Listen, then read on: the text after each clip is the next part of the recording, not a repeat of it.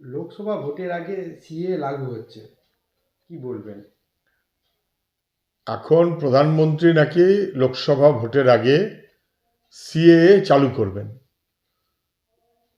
5 বছর আগের আইন 2019, 5 বছর করেননি কেন? করবার বাধা আছে? আসাম বরঞ্চ বেনাগরিক করার পক্ষে, আর পশ্চিমবাংলাতে বলছি আমরা নাগরিক করে দেবো। তাহলে বিজেপির আসাম বেনাগরিক করছে কেন মানুষকে? এটা নানান জটিলতা আছে।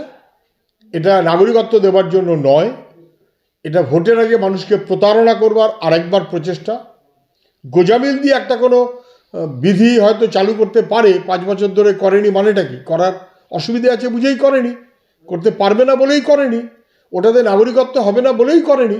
এখন ভোটের আগে একটা গোজামিল দিয়ে কিছু চেষ্টা করতে পারে। ভাই, ভোটের জন্য এই দেখো আমরা এসে গেছি। এটা ভোটের জন্য একটা বন্দোবস্ত, এটা নাগরিকত্বের জন্য নয়।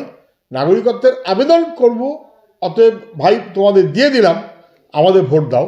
একেবারে ভোটের কথা ভেবে নিকৃষ্ট মানের রাজনীতি করছে দিল্লির সরকার। আমাদের কথা স্পষ্ট, যারা এ রাজ্যের মানুষ, ভারতীয় বংশোদ্ভূত, তাদের কোনো অপরাধ নেই, পার্টিশন তাদের জন্য হয়নি, তারা এ রাজ্যের মানুষ, তাদের নাগরিক অধিকার আছে, তাদের নাগরিকত্বের নামে বিড়ম্বনায় ফেলা যাবে না, তাদের নিঃশর্ত নাগরিকত্ব দিতে হবে। এটাই হচ্ছে আমাদের কথা।